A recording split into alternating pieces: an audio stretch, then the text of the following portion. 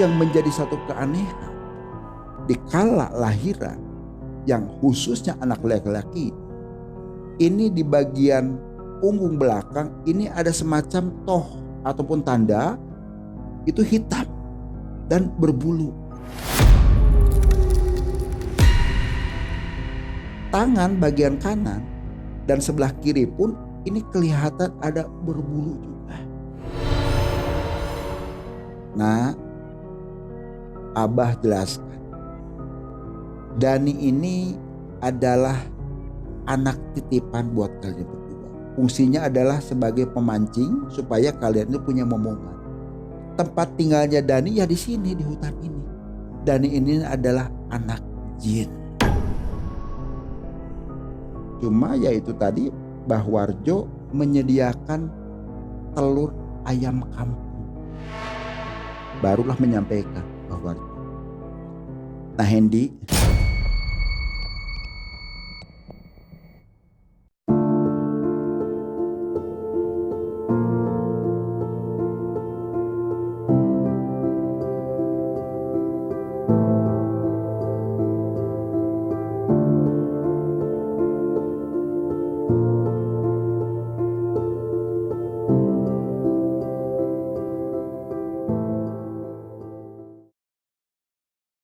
Bismillahirrahmanirrahim. Assalamualaikum warahmatullahi wabarakatuh. Sobat Mengulas Malam dimanapun berada, balik lagi bareng saya Abah Agus di Mengulas Malam, mengulas tajam kisah misteri. Sobat Mengulas Malam, sebetulnya jadwal hari ini adalah salah seorang narasumber. Jadi Mas Hendy, kebetulan beliau sendiri tinggal di salah satu kota di Cirebon. Cuma karena tadi ada halangan, beliau tidak bisa hadir. Abah pun minta kepada Mas Hendy, minta izin sebelumnya untuk menceritakan satu kisah ataupun pengalaman yang pernah Mas Hendy dan istrinya, sebut saja di sini adalah Mbak Yanti, untuk Abah ceritakan. Bila mana dari Sobat Mengulas Malam punya kisah mistis, silahkan dikirim ke alamat email di bawah ini. Insya Allah nanti Abah akan ceritakan. Jangan pernah di skip tayangan video ini supaya tidak gagal paham. Di mana Mas Hendy ini menceritakan apa yang beliau alami dengan istrinya Mbak Yanti kisaran tahun 2000.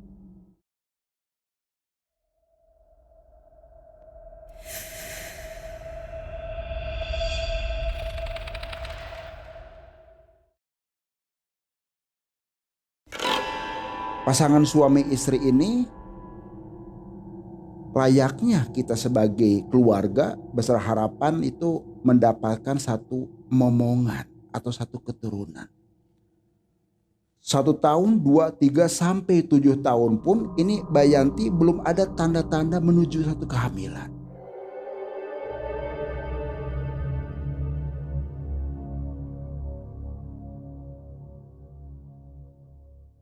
Gunjingan dari saudaranya, tetangga, bahkan dari ibu mertuanya menyampaikan kepada anaknya yaitu Hendy, "Hendy, gimana itu istri kamu tuh?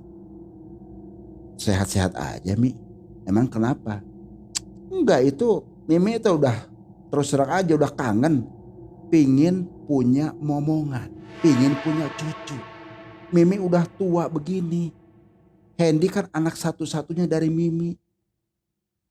Hendy pun terdiam sejenak. "Mi, kami ini sudah berusaha periksa ke rumah sakit, ke dokter ahli kandungan, ke para kiai, para ustadz. Sudah berusaha, ya Allah belum mengizinkan. Allah belum memberikan rezeki." "Alah, alasan aja. Jangan-jangan istri kamu itu mandul," teriak ibunya Hendy ke Hendy. Sampai ya kejadian ini bukan sekali 2 kali. Gak lama kemudian Hendy pun karena terus-terusan diomelin sama ibunya, dia pun pamitan.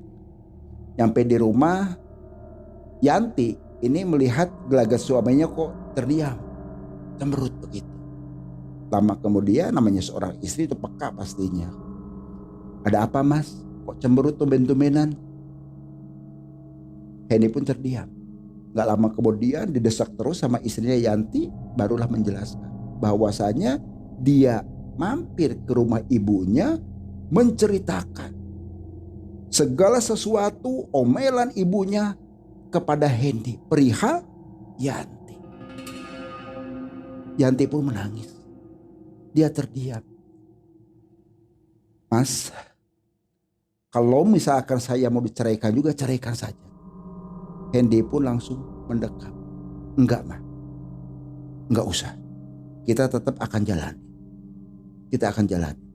Apapun yang akan terjadi, yang penting kita berusaha dan berusaha. Insya Allah pasti Allah pun akan memberikan sesuatu kepada kita. Yakin itu. Lama setelah selesai obrolan begitu, keesokan harinya Yanti pun memang ini tidak diam. Yanti berusaha kesana kemari dan mendapatkanlah salah satu informasi bahwasanya ada salah seorang paranormal, seorang praktisi yang mampu memberikan satu wasilah, satu syariat bila mana seseorang membutuhkan kepadanya, menangani berbagai macam penyakit, baik penyakit lahir maupun penyakit batin. Yanti pun menceritakan kepada suaminya itu Hendy. Keesokan harinya setelah alamat salah seorang praktisi pun dipegang oleh Yanti, dia pun mencari. Perjalanan yang cukup jauh, hampir makan waktu kurang lebih sekitar 5 jam. Dari mulai jalan aspal, terusan juga memasuki satu perkampungan, terusan itu sampai melewati bebatuan segala macam, kiri kanan sudah pohon tinggi segala macam. Nanya-nanya ke beberapa orang di sekitar wilayah yang akan dituju oleh Yanti dan Hendy, menunjukkan bahwasannya praktisi yang namanya Mbah Warjo itu kurang lebih sekitar 5 kilo lagi. Terus ditelusurin, singkat cerita sampailah di depan rumahnya Mbah Warjo. Ternyata rumah Mbah Warjo sendiri itu hanya sebatas gubuk begitu saja. Dia hanya tinggal sendirian, jauh dari perkampungan penduduk. Boleh dikatakan itu ada di tengah-tengah hutan belantara. Nyampe di sana, Hendy langsung ketuk pintu. Assalamualaikum Mbah. Assalamualaikum. Assalamualaikum. Gak lama kemudian ada yang jawab dari dalam. Waalaikumsalam. Gak lama dibuka pintu. Ternyata ada sosok orang tua sudah sepuh banget. Dia langsung menyampaikan. Ada apa nak? Datang-datang ke sini. Bah, mohon maaf. Apakah benar ini Mbah Warjo? Oh benar. Sok masuk. Singkat cerita nyampailah mereka. Duduk, terus ditanya, ada yang bisa dibantu apa ini sama Abah sendiri? Kata Mbah Warjo kepada Hendy dan Yanti. Hendy langsung menceritakan, Bah, saya jauh-jauh datang kemari ini tidak ada lain dan tidak bukan adalah untuk mencari satu wasilah, Bah, satu syariat. Saya sudah berkeluarga, ini istri saya Yanti. Sudah 7 tahun, Bah. Saya menikah, tapi ya itu tadi Bah, belum ada tanda-tanda kehamilan. Bila mana Abah berkenan dan saya juga dapat informasi dari salah seorang temennya Yanti, katanya Abah ini bisa membantu seseorang yang katakanlah lagi kesulitan. Abah Warjo pun menjawab, oh begitu. Insya Allah nanti Abah akan bantu. Yang terpenting kalian itu harus ikhlas. Paham di sini? Oh paham Mbah. Apa yang harus saya lakukan Mbah? Kata Hendy mendesak kepada Abah Warjo. Sebentar, nunggu maghrib dulu. Singkat cerita menjelang maghrib mereka pun itu langsung disuruh mandi. Mandi berdua, kembang setaman, sesaji itu sudah disiapkan ternyata oleh Abah Warjo. Kembang 7 macam itu sudah disiapkan. Di situ ada pisang juga. Setelah selesai mandi kembang, Hendy dan Yanti pun ini dipersilahkan oleh Mbah Warjo untuk masuk ke kamar ritualnya tempat Mbah Warjo. Nggak tahu, Hendy pun tidak bercerita Mbah Warjo itu membaca mantra apa segala macam. Cuma yaitu tadi Mbah Warjo menyediakan telur ayam kampung. Selesai kurang lebih sekitar hampir 1 jam, barulah menyampaikan Mbah Warjo. Nah Hendy dan siapa ini istrinya? Oh Yanti. Oh, iya Yanti. Nanti jangan lupa telur ayam kampung yang sudah Abah ritual ini kalian baca mantra yang nanti Abah akan berikan. Sampean khusus untuk istrinya ini kamu harus berpuasa selama 7 hari.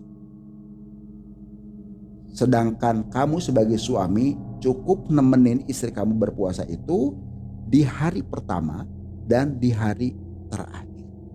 Dan jangan lupa setiap buka puasa telur yang sudah Abah kasih mantra ini kalian dimakan dan kondisi yang sudah direbus, tidak boleh digoreng, direbus saja.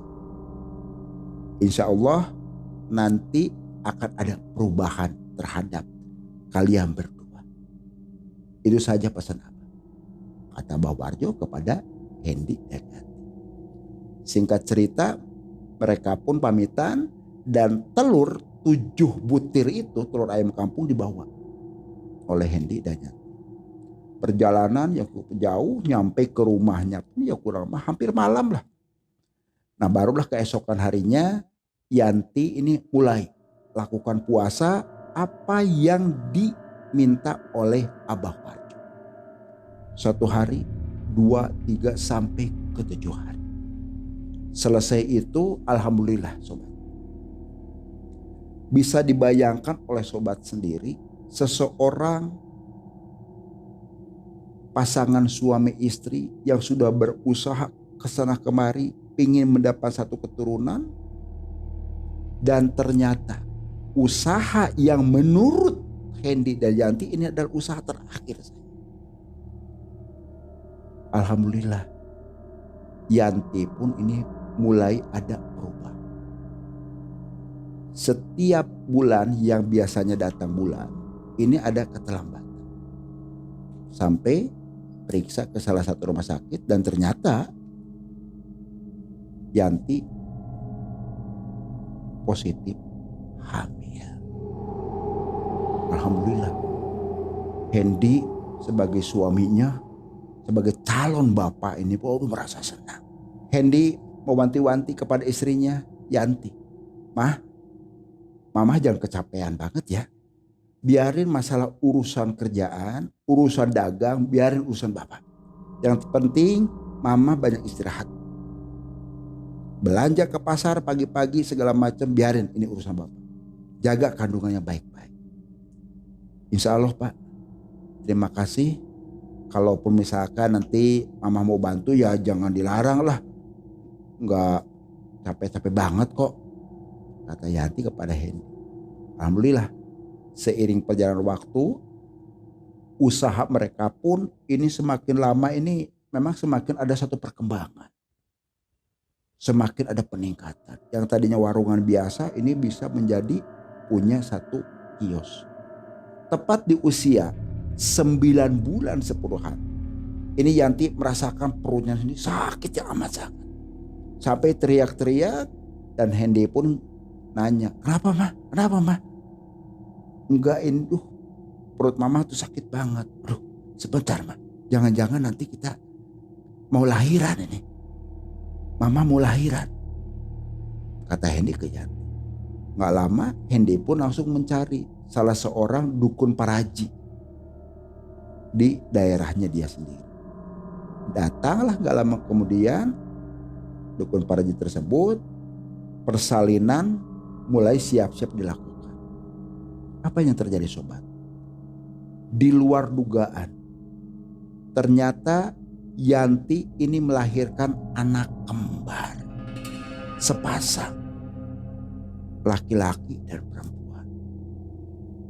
Yang menjadi satu keanehan di kala lahiran yang khususnya anak laki-laki ini di bagian punggung belakang ini ada semacam toh ataupun tanda itu hitam dan berbulu.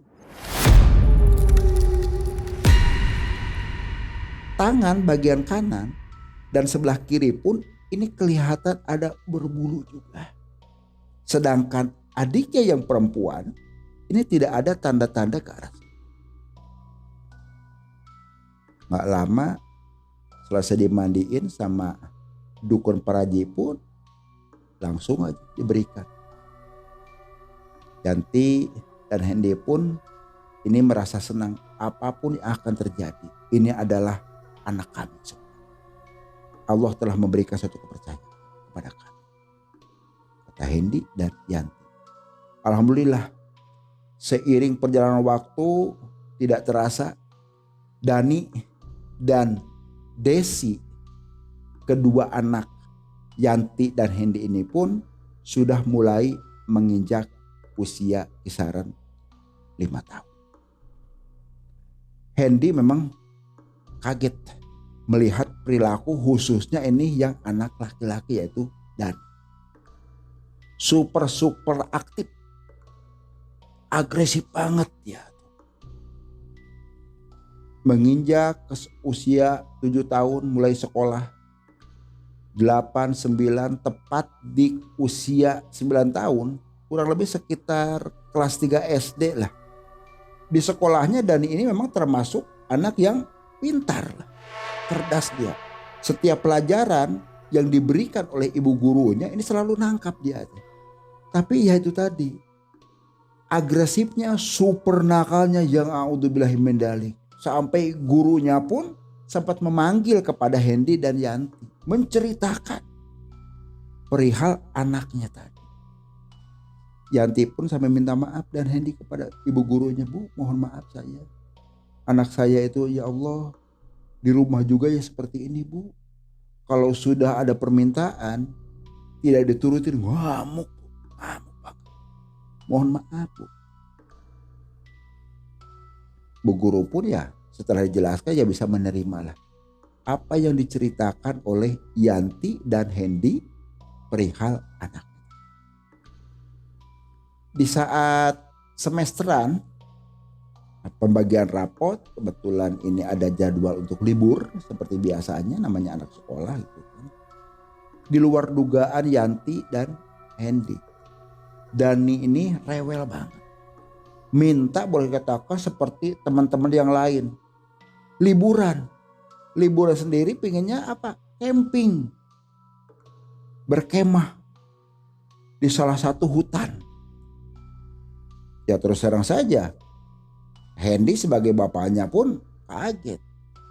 Nah jangan jauh-jauh lah. Kita juga tidak ada persiapan segala macam. Alat camping aja dari mana? Itu Dani ngamuk. Pokoknya Dani tidak mau. Dani minta camping.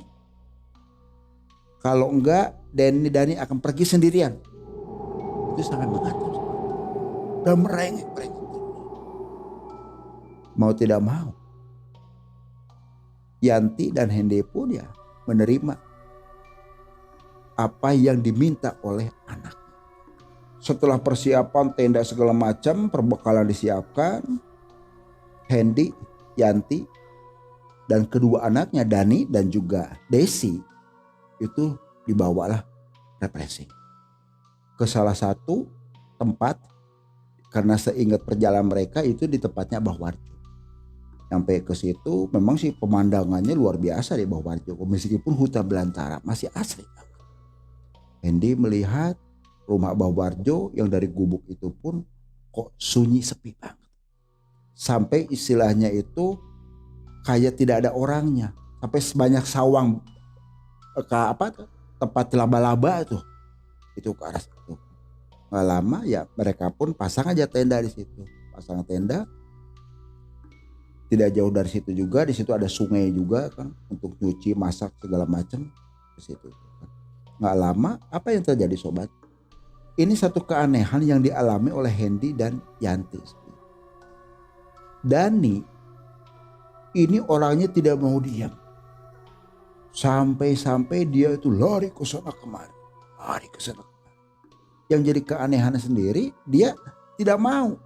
Makan sudah dipersiapkan, dia main terus. Dan yang di kejanggalan yang dilihat itu kok dia sampai ngomong sendiri. Seperti ada lawan berbicaranya itu. Hendy ingat, nak, jangan kemana-mana, ini kan di hutan, nak.